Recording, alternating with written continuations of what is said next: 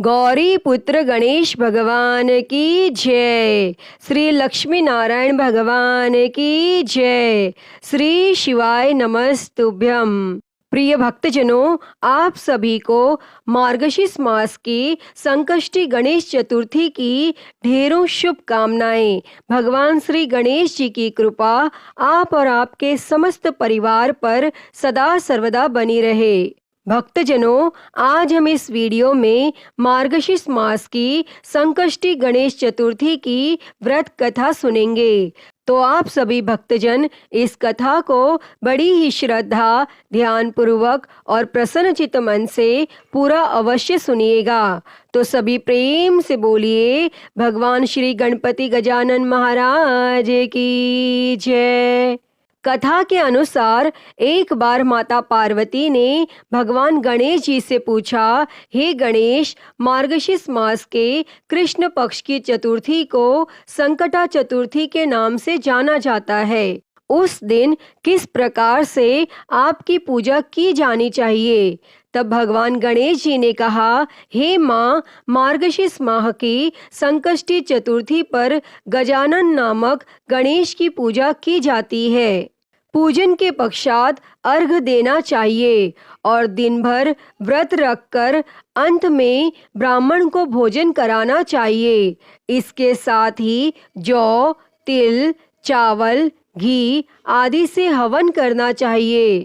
इस व्रत से व्रती अपने शत्रुओं पर विजय प्राप्त कर सकता है। इससे संबंधित एक प्राचीन कथा है जिसे मैं सुनाता हूँ।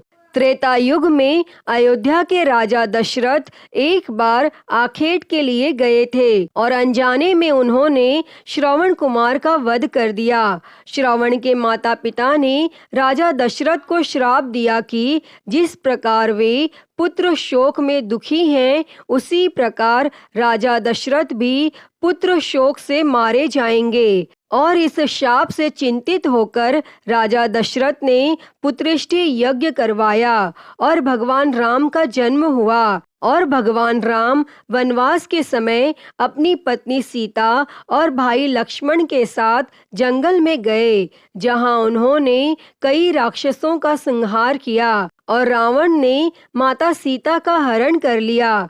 जिसके बाद भगवान राम ने सीता की खोज के लिए वानरों की सहायता ली और खोज के दौरान वानरों ने गिद्धराज संपाति से सीता का पता पूछा और संपाति ने बताया कि रावण ने सीता को लंका में अशोक वाटिका में रखा है। तब संपाति ने हनुमान जी से कहा, हे हनुमान, आप अत्यंत पराक्रमी हैं और केवल आप ही समुद्र को पार कर सकते हैं। इसके लिए आपको संकट नाशक गणाधिप गणेश चतुर्थी का व्रत करना चाहिए। इस व्रत के प्रभाव से आप समुद्र को सहज ही पार कर लेंगे। तब हनुमान जी ने संपाति की बात मानकर गणाधिप संकष्टी गणेश चतुर्थी का व्रत किया और इस व्रत के प्रभाव से हनुमान जी ने समुद्र को एक ही छलांग में पार कर लिया और माता सीता का पता लगाया। और इस प्रकार यह व्रत अत्यंत शक्तिशाली और फलदायक माना जाता है। दूसरी कथा में भगवान श्री कृष्ण ने महाराज युधिष्ठिर से कहा, हे युधिष्ठिर, इस व्रत के प्रभाव से आप अपने शत्रुओं पर विजय प्राप्त कर सकते हैं। और भगवान कृष्ण का यह सुझाव मानकर युधिष्ठिर ने गणाधिप गणेश चतुर्थी का व्रत किया और इस व्रत के प्रभाव से उन्होंने अपने शत्रुओं को हराकर संपूर्ण राज्य प्राप्त किया। अतः हे श्री गणेश भगवान जी, इस कथा को कहते, सुनते और हुंकारा भरते सभी पर सदैव अपनी कृपा बनाए रखना। तो सभी प्रेम से बोलिए, श्री गणेश जी महाराज की जय। प्रिय भक्तजनों, अब आइए सुनते हैं गणेश जी की अगली कथा। एक समय की बात है, भगवान विष्णु का विवाह लक्ष्मी जी के साथ निश्चित हो गया और विवाह की तैयारियां होने लगी। सभी देवताओं को निमंत्रण भेजे गए, परंतु भगवान गणेश जी को निमंत्रण नहीं दिया। कारण जो भी रहा हो, अब भगवान विष्णु की बारात जाने का समय आ गया। सभी देवता अपनी पत्नियों के साथ विवाह समारोह में आए और उन सब ने देखा कि गणेश जी कहीं दिखाई नहीं दे रहे हैं।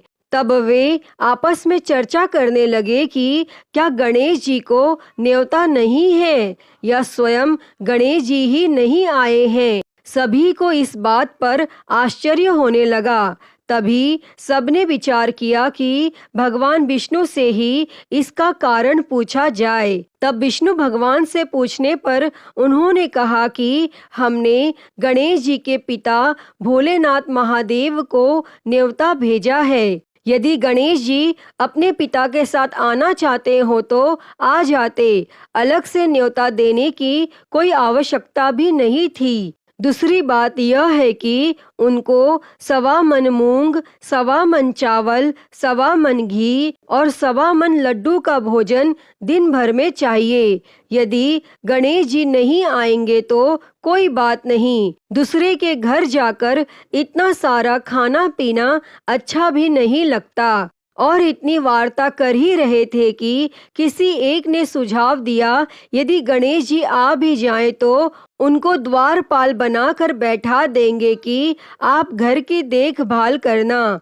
आप तो चूहे पर बैठकर धीरे धीरे चलोगे तो बारात से बहुत पीछे रह जाओगे। और यह सुझाव भी सबको पसंद आ गया तो विष्णु भगवान ने भी अपनी सहमति दे दी। होना क्या था, इतने में गणेश जी वहां पहुंचे और उन्हें समझा बुझाकर घर की रखवाली करने बैठा दिया और बारात चल दी। तब नारद जी ने देखा कि गणेश जी तो दरवाजे पर ही बैठे हुए हैं। तो वे गणेश जी के पास गए और रुकने का कारण पूछा तो गणेश जी कहने लगे कि विष्णु भगवान ने मेरा बहुत अपमान किया है। तब नारद जी ने कहा कि आप अपनी मूषक सेना को आगे भेज दें तो वह रास्ता खोद देगी, जिससे उनके वाहन धरती में धंस जाएंगे। तब आपको सम्मान पूर्वक बुलाना ही पड़ेगा। अब तो गणेश जी ने अपनी मूषक सेना जल्दी से आगे भेज दी और सेना ने जमीन पोली कर दी। और जब बारात वहां से निकली तो रथों के पहिए धरती में धंस गए और लाख कोशिश करें परंतु पहिए नहीं निकले। और सभी ने अपने अपने उपाय किए परंतु पहिए तो नहीं निकले, बल्कि जगह जगह से टूट गए। किसी की समझ में नहीं आ रहा था कि अब क्या किया जाए। तो नारद जी ने कहा, आप लोगों ने गणेश जी का अपमान करके अच्छा नहीं किया। यदि उन्हें मनाकर लाया जाए तो आपका कार्य सिद्ध हो सकता है और यह संकट टल सकता है। तब शंकर भगवान ने अपने दूत नंदी को भेजा और वे गणेश जी को लेकर आए। तब गणेश जी का आदर सम्मान के साथ पूजन किया। तब कहीं रथ के पहिए निकले। अब रथ के पहिए निकल तो गए परंतु वे टूट फूट गए तो उन्हें सुधारे कौन। पास के खेत में खाती काम कर रहा था, उसे बुलाया गया और खाती अपना कार्य करने के लिए पहले श्री गणेशाय नमः कहकर गणेश जी की वंदना मन ही मन करने लगा। और देखते ही देखते खाती ने सभी पहियों को ठीक कर दिया।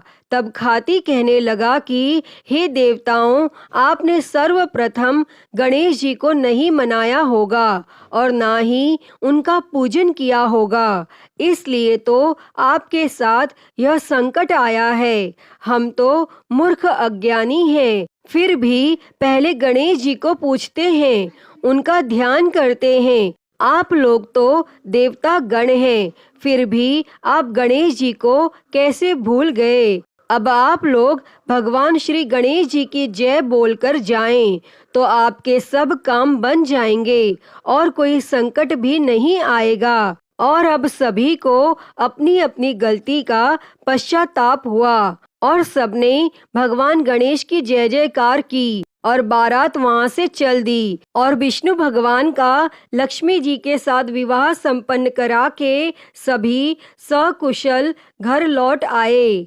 हे गणेश जी महाराज, आपने जैसे विष्णु भगवान के कार्य को सिद्ध किया वैसे ही सभी के कार्य को सिद्ध करना। तो सभी प्रेम से बोलिए भगवान श्री गणेश जी की जय। प्रिय भक्तजनों, आइए अब सुनते हैं सभी मनोकामनाओं को पूरी करने वाली अगली कथा। कथा के अनुसार एक बार भगवान शिव और माता पार्वती नर्मदा नदी के किनारे बैठे थे और वहां पर माता पार्वती ने भगवान शिव जी से समय व्यतीत करने के लिए चौपड़ खेल खेलने को कहा और भगवान शिव जी चौपड़ खेलने के लिए तैयार हो गए। परंतु इस खेल में हार जीत का फैसला कौन करेगा, यह प्रश्न उनके समक्ष उठा। तो भगवान शिव जी ने कुछ तिनके एकत्रित कर उसका एक पुतला बनाकर उसकी प्राण प्रतिष्ठा कर दी और पुतले से कहा कि बेटा, हम चौपड़ खेलना चाहते हैं, परंतु हमारी हार जीत का फैसला करने वाला कोई नहीं है, इसीलिए तुम बताना कि हम दोनों में से कौन हारा और कौन जीता। और फिर इसके बाद भगवान शिव जी और माता पार्वती का चौपड़ का खेल आरंभ हो गया और यह खेल करीब 3 बार खेला गया और संयोग से तीनों बार माता पार्वती ही जीत गई। और खेल समाप्त होने के बाद बालक से हार जीत का फैसला करने के लिए कहा गया, तो उस बालक ने भगवान शिव जी को ही विजय बताया। और यह सुनकर माता पार्वती अत्यंत क्रोधित हो गईं और क्रोध में उन्होंने बालक को लंगड़ा होने का और कीचड़ में पड़े रहने का श्राप दे डाला।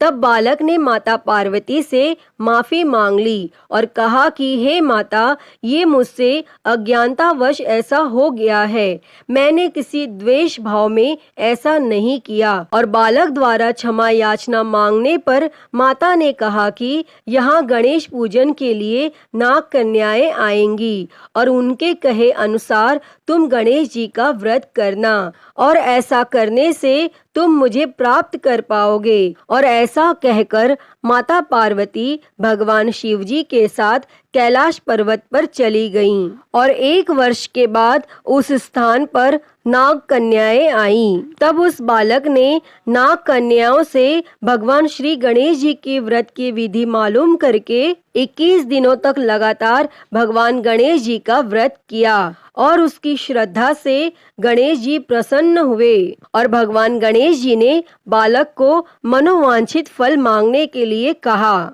तब उस पर बालक ने कहा कि हे विनायक, हे विघ्नहर्ता गणेश जी, मुझ में इतनी शक्ति दीजिए कि मैं अपने पैरों पर चलकर कैलाश पर्वत पर पहुंच सकूं। और भगवान गणेश यह देखकर प्रसन्न हुए और उन्होंने बालक को वरदान देकर वहां से अंतर ध्यान हो गए। और इसके बाद वह बालक कैलाश पर्वत पर पहुंच गया और कैलाश पर्वत पर पहुंचने की कथा उसने भगवान शिव जी को सुनाई। और चौपड़ खेल वाले दिन से ही माता पार्वती जी भगवान शिव जी से विमुख हो गई थी।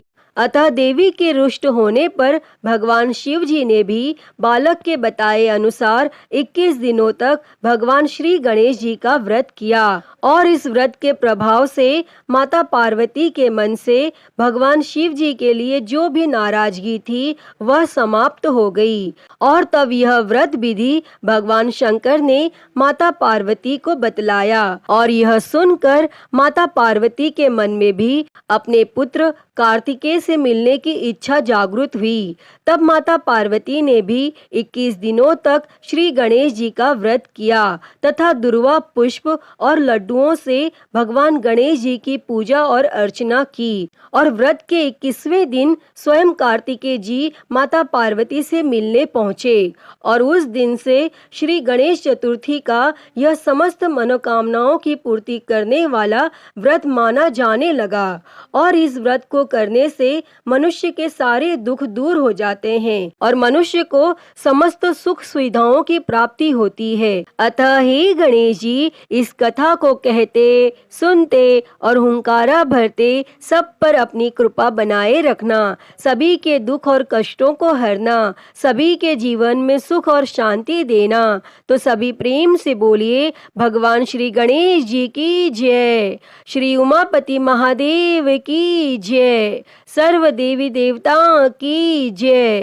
प्रिय भक्तजनों, भगवान श्री गणेश जी की अगली कथा के अनुसार कुछ समय पहले की बात है। एक बुढ़िया माई थी जो हर दिन मिट्टी से बने हुए गणेश जी की पूजा करती थी। वह बुढ़िया माँ रोज गणेश जी का मंदिर बनाती और वह मंदिर रोज गल जाता और वहीं पास में एक धनी सेठ का मकान बन रहा था। तब बुढ़िया माँ एक दिन वहां जाकर काम करने वाले मिस्त्री से बोली कि आप यहाँ से मेरे लिए एक पत्थर के गणेश जी बना दोगे। तब वहाँ के मिस्त्री ने कहा कि हम तुम्हारे लिए गणेश जी नहीं बनाएंगे, जितनी देर में हम गणेश जी बनाएंगे उतनी देर में हम अपना आधा काम पूरा कर लेंगे। तब उस बुढ़िया माँ ने गुस्से में आकर कहा कि राम करे तुम्हारी दीवार टेढ़ी हो जाए। तब उसके बाद मिस्त्री ने अपनी दीवार बनाई और वह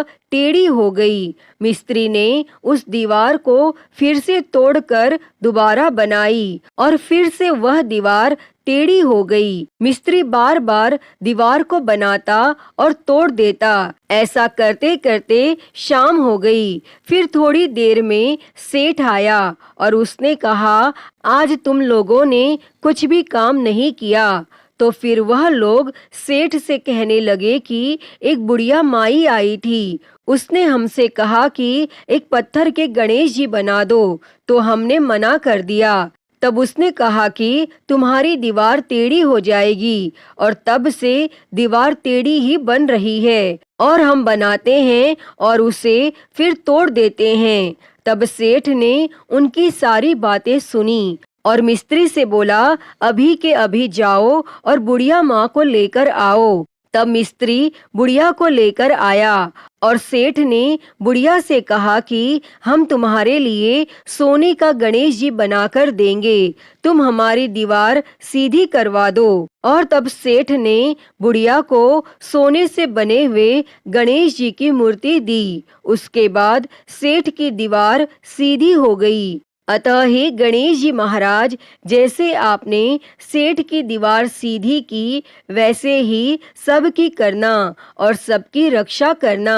तो सभी प्रेम से बोलिए भगवान श्री गणेश जी की जय। प्रिय भक्तजनों, तो मैं उम्मीद करती हूँ कि आपको आज की कथा पसंद आई होगी और अगर वीडियो अच्छी लगी हो तो इसे लाइक करें, ज़्यादा से ज़्यादा शेयर करें और कमेंट बॉक्स में भगवान श्री गणेश जी की जय लिखना ना भूलें और हरिहर भक्ति चैनल को सब्सक्राइब कर नोटिफिकेशन बेल को ज़रूर ऑन कर लें। हर हर महादेव। धन्यवाद।